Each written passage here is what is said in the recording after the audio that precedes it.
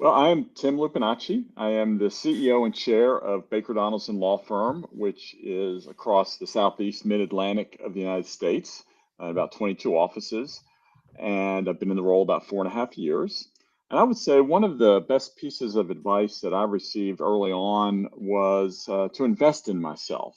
I was really trying to figure out what it meant to be a leader, and a little bit lost in that. And I heard someone mention that one thing that I should do is to invest in myself, whether that's buying a book and reading it, spending the money to go to a conference when I didn't really have any extra money to spend on myself for that. And then over time, investing in coaching and other online platforms that would then help me to try to get better every day at what I was trying to accomplish. So I think that's something that is stuck with me as a through line through my life. So I'm glad to be here, Phil. Awesome. That's great advice too, Tim. Invest in yourself, even if you maybe don't have the extra money yourself. So, when, like, how early in your career? Who told you that? Was it a mentor, a friend? Where did you get that advice? Well, I think I was trying to remember that because obviously, but it was definitely, I think, a John Maxwell concept. John C. Maxwell, the leadership writer on the 21 Irrefutable Laws of Leadership, and I know some of his podcasts, or I guess at that point it was audio cassettes, literally. Um, he talked about that a lot, so that's my earliest recollection of it. But I mean, I've certainly have had mentors and others along the way who have encouraged the same things. Excellent. Yeah, I learned that early on in my career too, and that certainly has helped. So yeah, so audio cassettes or CDs. I remember Maxwell's Maximum Impact every month. We'd get the Yes. 4 pages right in the CD, Yes, with the and then CD. his I Max. think I Yeah, used to still have them in my desk drawer. I think I finally got rid of mine 2 moves ago. So Yeah. so I'm done. But that's interesting. So now as CEO, I've got to hear, like, Tim, how do you keep that going? Because a lot of CEOs, and maybe this is a myth, but from my observation, a lot of CEOs, they would tell everyone, right, that they should invest in themselves, but often they don't invest in themselves. So how are you investing in yourself these days? Yeah, so absolutely think that it's something I've got to walk the walk, right? If I'm talking the talk. So I have a leadership coach that I've been working with for 5 or 6 years that I meet with regularly. I do attend conferences on leadership development and strategic leadership. I'm a prolific reader. Matter of fact, I think some of my colleagues get tired of the amount I read because not only do if I find something I really like, then I'll give it out to our board, a copy of the book to our board or to other leaders. So you got to read this, and then they're saying, "Dude, I can't keep up with all that stuff." But I just build it into my cadence of regularly doing that. And then another one, I know. I mean, I really invest in myself also in like a counsel, like a mental health wellness kind of coach that I talk to once every 6 7 weeks just to check in and see how that's going and anything I'm dealing with. So I think those are some of the ways that I really have invested in myself. I Continuing, love that. Yeah, I love that. I love that you also have a mental health coach. That's yeah. a sign of a very astute leader, I believe, because that's something we just don't talk about enough, is our own mental health and being mentally strong. So is there, like, maybe one thing or two things that you've gotten from your from that person that you share with your team that maybe you can share with us today?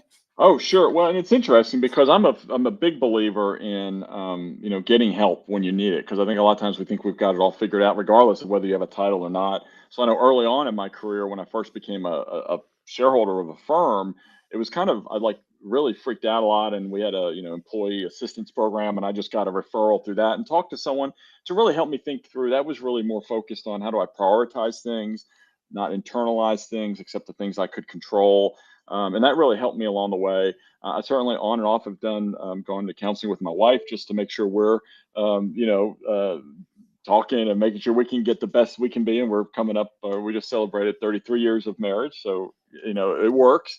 But I would say in the pandemic, particularly, early on, everyone there's all the uncertainty about, and I've been in the role about 8 months of the CEO, and then the pandemic hits, and we're all that stress, and there's no playbook, and you're trying to do the next right thing. And I think it really was that fall, I just sort of felt a little overwhelmed. So I reached out to a colleague I knew who was in the psychologist profession and the psychology profession, and she introduced me to someone. And so I would say some of the things he has helped me certainly with. I struggle, like I think a lot of leaders do, with imposter syndrome. Like they're going to figure out that I don't know what I'm doing, and he's helped me think through that.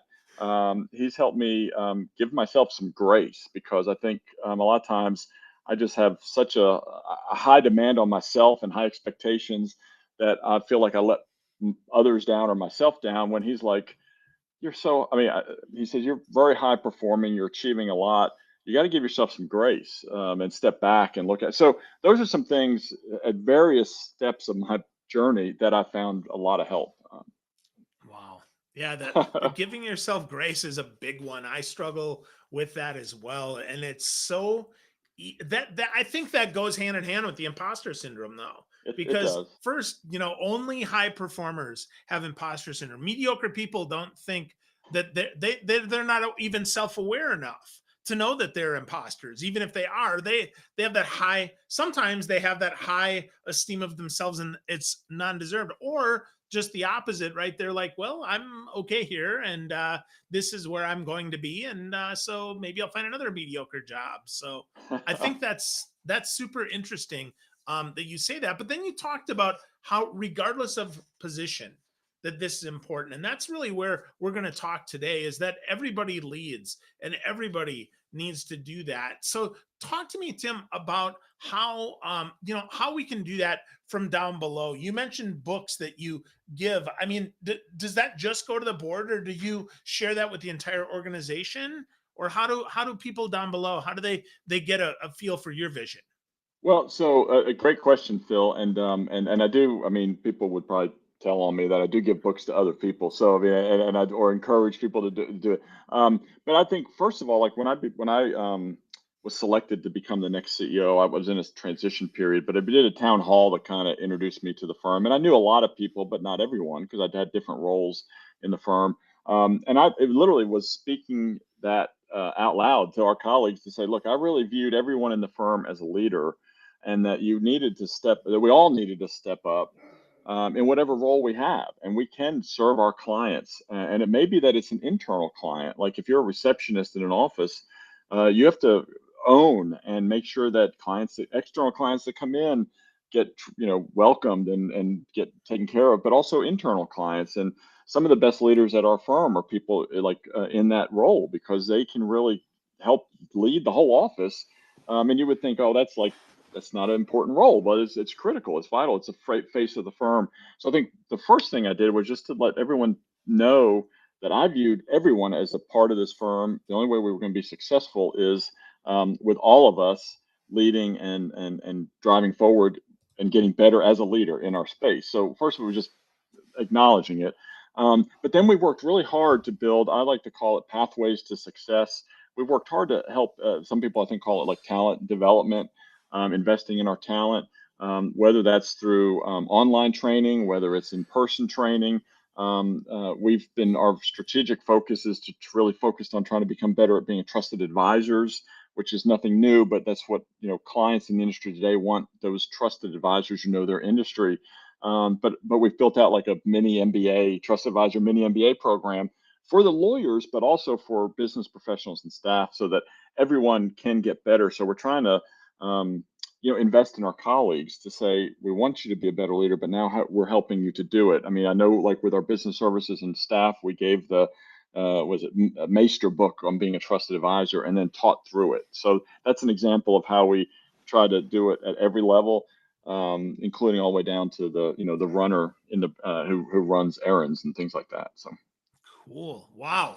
Wow. I love that. So that pathway to success gives everybody then that ability to lead from where they are, and then understand where they are, and then see how they can grow. Is am I saying that right? Am I understanding it? you are, and it's interesting because a lot of organizations in the corporate America, there are more hierarchies. Law firms are pretty flat organizations, so I will say it's not. I mean, I'm saying a lot of stuff that it's not easy, right? Because you can only have so many folks in a lot of professional service organization, but in law firms, and so there is a part of it that we have had receptionists who owned their space, knocked it out of the park, were a real impact player who now have moved up and head a whole department. I mean, that we have had pathways where people have done that, but even if there's a little bit of a ceiling on the job opportunities in the sense of you can only have so many legal secretaries. You may have a head legal secretary,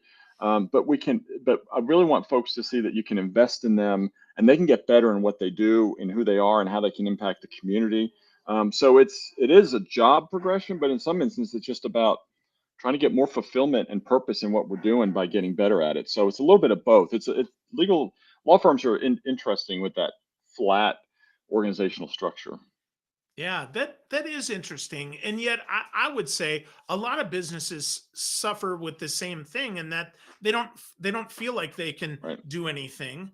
And Right. yet so they feel powerless, and yet they have opportunity. But the fact that you don't and are still able to empower is really important. So what, Tim, I have to ask, inside your organization, what does leadership actually mean? Like, what is the essence of leadership for you guys?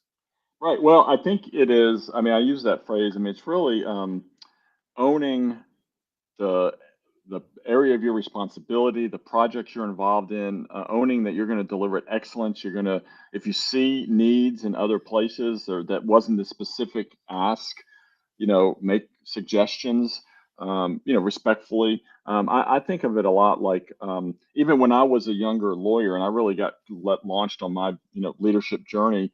I viewed the practice of law very transactional. I got a project from my boss. I did it. I turned it back in, forgot about it. And now I'm going to get, well, when's the next project? I'll do that. As opposed to, looking at the project and maybe thinking about two or three other steps that need to be done or could be done and suggesting that, hey, what about this or that?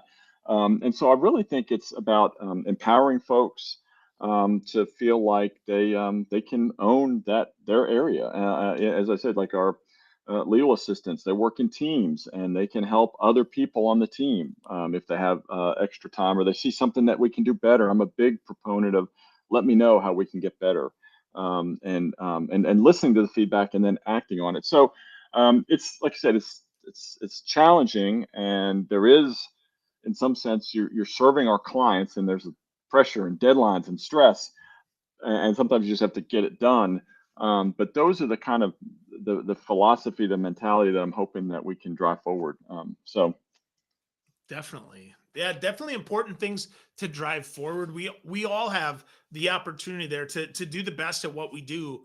And whether our space is this big or this big, we all right. have that opportunity. So Tim, what do you do though as a leader when you come across someone who doesn't believe that, who doesn't believe that everybody leads? Yeah, our approach at our firm. Well, I'll talk a little bit about I'll talk about the attorneys at first because that's where Sure. I interact with it more directly. But I would say first thing is you got to make sure everyone understands what you're trying to accomplish and what the expectations are. So it's not just you go and say, "Hey, you're not meeting expectations. I don't know what they are."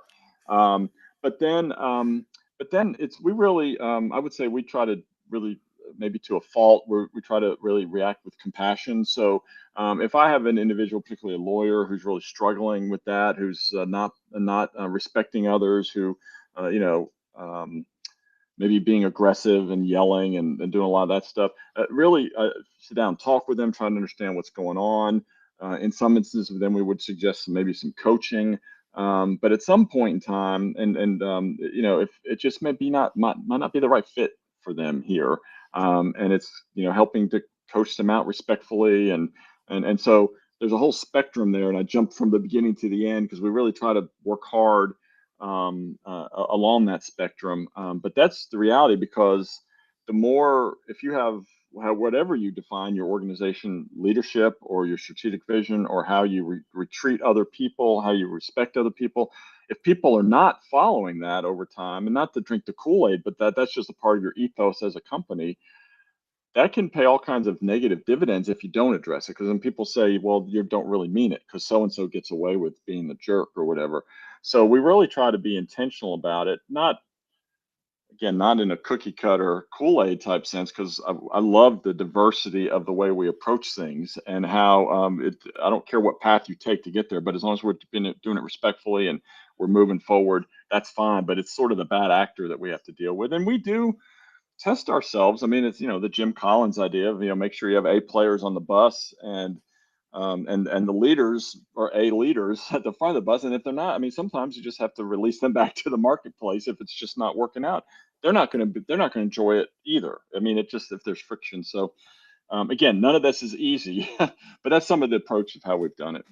Yeah. Well, definitely not easy, but definitely worth it, I think. But have you especially in a law firm? I've got a lot. I've never been an attorney, full disclosure, but I certainly have a lot of friends who are attorneys. When I was back in Milwaukee, a lot of my friends still attorneys there, at some of the best firms in Milwaukee. I actually think that I heard about Baker Donelson years ago.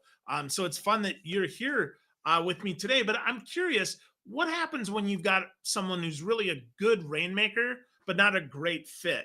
How do you deal with that at a law firm when they all want to make partner, everybody wants to make more money and have Right. more responsibility? So how do you do that in a law firm, Tim? Yeah, and the other thing that's challenging in the legal profession is when you do all those tests of lawyers. They're the most skeptical group. I mean, much more than the average. And that's, of course, you kind of want that if they're your lawyer, right? You want them questioning, and they don't trust anything, right? Because they're going to test it and see if it works. So I would say the very first thing I've done is to try to build relationships with people, so I could understand what they're trying to accomplish, what they're trying to achieve, what makes them tick, because and I have to build that trust and authenticity with them, or else they're not going to listen to anything I've said. So I would say the first year or two of what I was doing, I was really trying to build those relationships. But we have had instances with some of our top rainmakers, just ultimately, not treating people well. And as I said, I've kind of went through that. I mean, a little bit is the same process. I mean, first it was me going, and I'm a big fan of really having important discussions over like a meal. Like Churchill called it dinner table diplomacy, because then you could kind of be more relaxed than sitting in a conference room. And again, I mean, it's confidential. I mean, if there's something, but really talk to them about, like, how can we help you get better? And maybe there are some things you need to unpack. And that's an example where I talk about, well, I've had coaching in the past to help me direct some things. I lead by example. And then sometimes they're willing to do that. And we have seen people successfully then realize some of their blind spots and get better at it, and then continue to thrive and be leaders in this firm. We've seen others who just said, I don't want anything to do with that, like my business, like me as I am, and that's it. And so after a while, though, it just becomes deterioration of morale around others on that team or that office. And we've had to work again humanely with compassion, work through a transition of those individuals. And it's one of those. I mean, it's a big book of revenue that can walk out the door. That's something you got to think about, but it really undermines everything you try to accomplish as an organization if you let that fester. So I said, it's hard. None of that's easy, but we've done it because we needed to. So. Yeah, that's great. That's great because that is hard. Absolutely. Someone who's bringing in 12% of the revenue, it's tough to Well, make that Ford, happen. yeah. Oh, go I was ahead. going to say, fortunately, we're such a big organization Yeah, that we don't yeah, have one person. But no, but you're right. It's still, I mean, yep, point whatever percent is a big yeah. number. So, Yeah, absolutely. Yeah, well, it's all impactful, right? 12%, right, 1.2, 0.12. It's all impactful, right? It right. all adds up. So do you have like a motto or a mantra or something? I not like purely motivational, but I know that values matter, right? Right. So how do you instill that, right? You talked about setting expectations. I mean, are there values and mottos or slogans or whatever that you guys live by? Well, it's interesting because I do. I mean, I do have a lot of them personally, and I try to. But I do. We are. I mean, right now since we're in the middle of it. We're in the middle of a 5-year focus on really becoming better trusted advisors.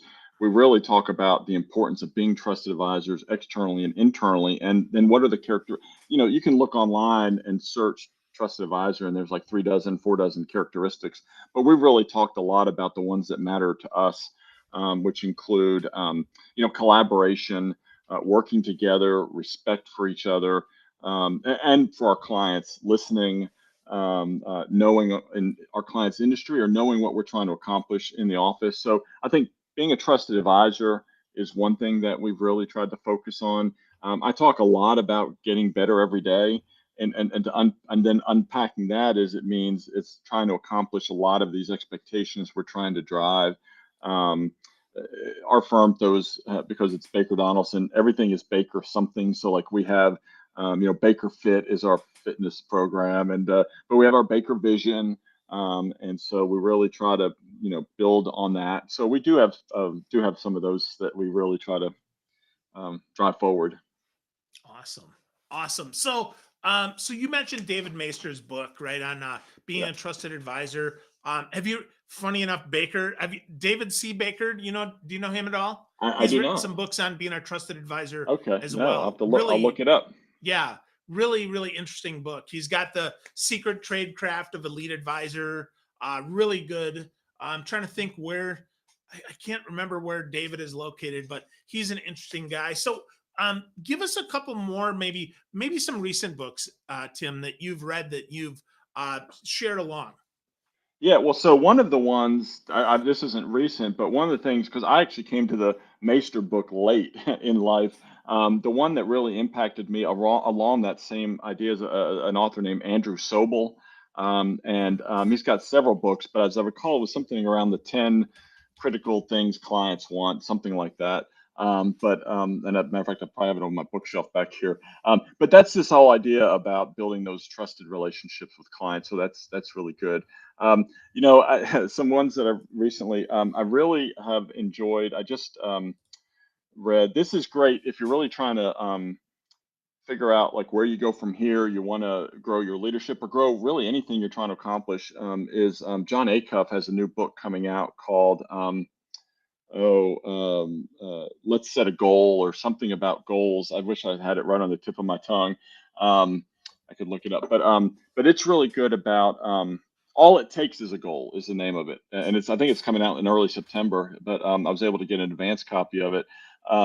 It's really again very a lot of this is very basic. It's about really trying to figure out how do you execute on your dreams, and it really just is about getting your goals and moving it forward. So I think that's been good that I really enjoyed. I'm just finished a book called Legacy, which is about the New Zealand All Black rugby team, and I think the World Cup rugby is coming up soon. I'm not a huge rugby fan, but it was interesting in the context of creating an ethos of high performance and then how to stay there once you get there. I think folks say that the New Zealand All Black rugby team, that's just their name, All Blacks. Like if you look over 100 years, they have the best winning percentage of any sports team in the history because it's like over 75%, something like that. And so, how do you get that elite status? But then, how do you maintain it? And they've had times where they didn't. And so, it was really, I thought it was, I liked how the book framed those things. And then another one that it really helped me as a leader in the idea of being innovative is Rick Rubin. I know this all over the map, but he's the guy that was a producer of a lot of the pretty significant bands over culture like Run DMC, not Run DMC, Beastie Boys and others. He's done stuff for Metallica. It's pretty, but he wrote a book called The Creative Way. I think it's The Creative Way, but it's all about creativity. And I'm a firm believer that it helps me get better when I'm trying to think creative. And I love live music. So those stories that he tells in that Oh, book, cool. really good. So, yep. That's awesome. So you love so let's riff a little bit on music here, and then Yeah. we'll go over there because I love live music too, and I think that's really fun. I really enjoy that. I have the creative. I think it's called The Creative Act, actually. Yes. Rick's Yes. book. That's it. Yeah. And so that's on my Audible to listen to. I haven't listened to it yet, but so I think that leadership, much like music, is about the rhythm, right? We have to have the Hmm. rhythm there, and it's about the harmony as well as the melody. We have to have that all play together. So, what live music? Did you play? How did you get Oh, started in that, Tim? I did not play. I do not play. I'm pretty talentless as it goes. I can't sing, as my wife reminds me all the time, but I love to sing. Um, it really started. We moved around a ton growing up, and my default in a new place where I was still trying to figure my, friends and everything, was to just listen. And it, again, dates me the radio and Casey Kasem American Top 40. So it really just was a love of music that then once got, I mean, it was probably late high school before I actually started going to live music. It's just something that filled me up. I mean, I just and to this day, if I'm it just and I love a wide gamut of artists. And then one other step along the way is I love live music. And as when my daughter was a teenager, she's going to be 25 soon now, but we really weren't connecting. And so I was trying to figure out ways to better connect with her, and she loved music and live music. And so we started doing dad daughter concerts together. Now, a lot of it at the time were boy bands like One Direction and Justin Bieber and 5 Seconds of Summer, but it evolved, and we went to a Coachella together. We went to Lollapalooza together. So, I mean, she's now doing more with her fiance, going to concerts. But so all of that just is a way that we've continued to connect. But like I said, I can listen to any music live, and it's going to fill me up and get me ready to go for the next week of work. So I love that. same you, same you, I assume. Yeah, for sure. So, Tim, we're probably about the same age. I mean, I was a big Casey Kasem fan. I had my Yep. original, headphones on. I remember that. And yeah, funny enough, when I was in Orlando, all of Casey's stuff would play Saturday morning on the local Oh, radio. They'd replay. oh So yeah. I always enjoy that. And yeah, I love music. I've seen country music, and I've seen Nine Inch Nails and Marilyn Manson and pretty much everywhere in between. So I've been I'm to as pretty many much the same. concerts, but because like my head explodes when it gets too loud anymore. Oh, right. But Right. I still love the radio. I still love Sirius. I've got my Yep. Spotify playlist. And my favorite, though, I have to tell you, is Yacht Rock, Tim. I listen to Oh. Yacht Rock probably more than anything else. So I'm really Yeah. dating myself here. I was going to say that does date it. I do have that one programmed. I try Yep. to on Sirius. I mean, I try to think I'm elevating myself by listening to like the Rock and Roll Hall of Fame channel more, and like, oh, this is good. Um, but no, it is. It's just I mean, I mentioned early in the pandemic there was. I mean, like, and we had just come through thinking of like the first couple weeks and thinking about having to do some furloughs and things like that. And I finally, and we were working every day round the clock, and it was a Sunday. And I told our other executive leaders, I said, I need a couple hours to myself. And I went out on my back porch and listened to Casey Musgraves. I mean, and There that, you go. I mean, and I don't, it was nothing magic about that, but I had seen her in concert and really liked her. So I was listening to an album, and I was like, that just kind of, okay, you got this, right? So music is pretty powerful, and you got to figure out what it is for you, but music and the creative arts does it for me. It sounds like for you too, Phil. Yeah. Well, and to that point, whatever it is, I think it's important that we connect, right? I Yeah. think as Yes. leaders, we have to connect. As parents, we have to connect. As people, we have to connect. And Right. everybody, everybody has to. I believe everybody should at least put in the effort to connect, whatever Right. that is, right? However that works, and that's one of the reasons why I love to talk to smart folks like you, Tim, is to understand, what makes you connect and to Yeah. help that with me. So let's wrap this up with some advice for new leaders, right? If folks, whether they believe they're a leader or not, maybe today's the first day that someone heard that everybody leads. Where Right. should they get started, Tim? How do they get started? Give them a little bit of advice and maybe a little bit of encouragement. Yeah. So, first of all, I would just encourage you that no matter where you are a leader. You lead, in your family, in your community, and in just the way you even walk down the hall of your company. I mean, you're connecting. I totally agree with what you said, Phil. I mean, it's about connecting and adding value to others. So, first of all, just believe that you are. And I don't know if there's like a lot of rocket science. I thought like John Maxwell's 21 Irrefutable Laws of Leadership was a good place that I started, a couple decades ago. He's done some other ones since then, but those are some really basic principles that I think help set the tone of where you're heading, could head. I mean, podcasts now are ubiquitous, right? And there's really strong leadership podcasts out there. I mean, like what Phil does. I mean, it's really I've listened, really impactful and insightful. So I would say, that's another great way. Online resources. I suspect that, you search like a leadership conference, and Patrick Lencioni has some great leadership concepts. And his books are all great. So that may be another book, but I bet he also has some speak talks online that you could see. Um, I mentioned John Acuff's got some great leadership books. So anyway, I would just look for something that interests you and then just do it. And it's nothing, it's no magic like you read a book and then tomorrow you're all of a sudden going to be, the head of a department necessarily, but it's a journey, it's a step, and just invest in yourself every day. Just think about I do some leadership teaching with some a nonprofit on underserved communities, and I talk about, and I have the math somewhere, but 15 minutes a day listening to a podcast or a video. Think about what that is over a year. It's like you've taken a whole college course maybe on leadership. So it's little. It's just do something, right? That's probably the best thing. But I don't know. Yeah.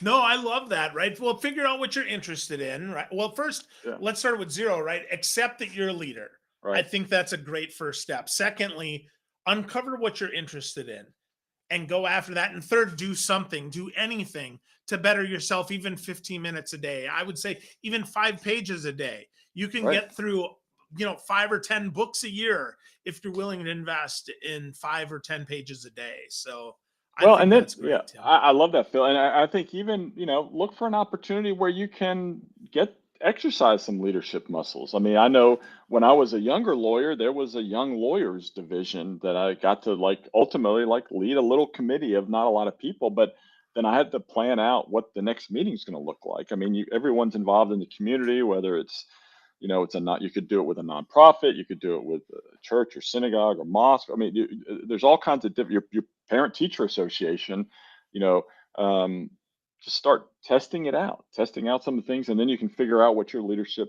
style is. So Yeah, that's great. And yeah, the association thing, I always recommend that to new leaders who are like, well, I'd like to lead, but I don't know where to start. So I would say, associations, and for the tech people in the law firm who are working behind the scenes, ILTA, the right,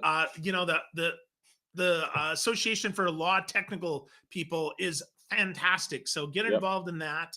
Tim, if folks want to get more from you, man, so much awesome, fun stuff today. Where do they get connected with you? Where do they find you more?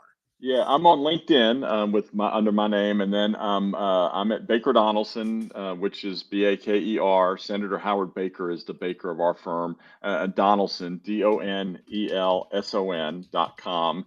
And then I've got a nonprofit that I've started called Everybody Leads with an S, so that's .org, and we're trying to help teach leadership skills in underserved communities. So I'm all those places. That's fantastic. Love that. So, friends, if you're listening at home here or you're watching, get to know Tim Lupinacci more. You can go to bakerdonelson.com or everybodyleads.org. But whatever you do, friends, make sure that you accept the responsibility and the opportunity to lead, because every one of us, regardless of where we are, leads. Thank you so much today, Tim. Great stuff, man. Thank you, Phil. I really enjoyed our